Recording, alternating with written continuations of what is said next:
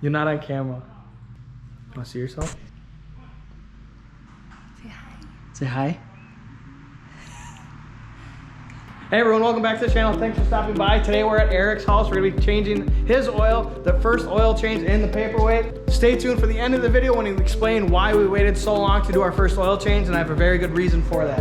If you missed Monday's upload, I'll leave a link in the description below for that. I installed my Kryptonite traction bars. It was a good upload. I'm very impressed with those bars. It completely got rid of all my wheel hop. You can really feel it grip the ground. Today we're using Rotella T4 with Hotshots Stiction Eliminator. I'll leave a link in the description below for those as well. So make sure you go ahead and hit that like button, hit that subscribe button. If you're already subscribed, hit that bell button so you get those notifications. Let's go ahead and see what this oil looks like.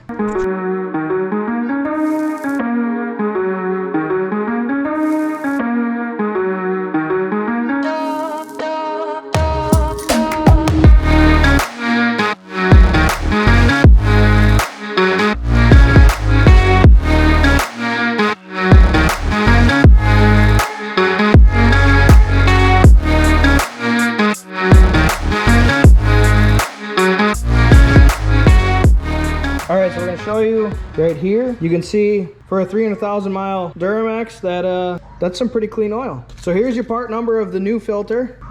I always run AC Delco on all my stuff, and then we're running T4 with Stiction Eliminator.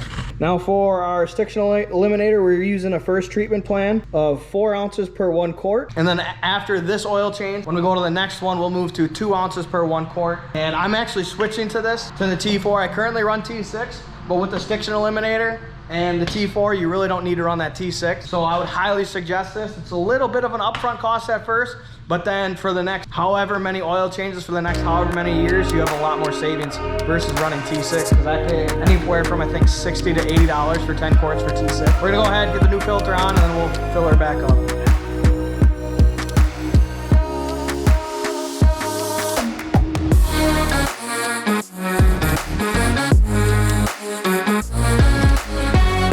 So the plug is a 16 millimeter, that's the factory plug.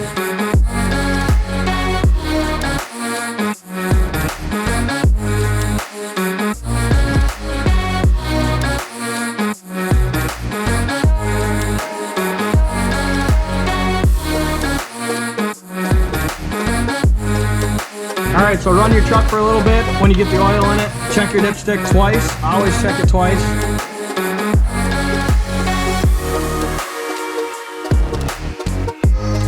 And then once you check your oil the second time, obviously ours was dry, so we have to add more. But the reason why you do that, you fill it up, you put oil into it, you let the truck run.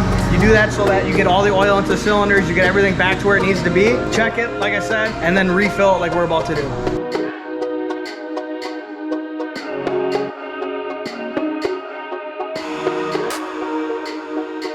All right, and then check it one last time when you get it filled where you think you need. And perfect.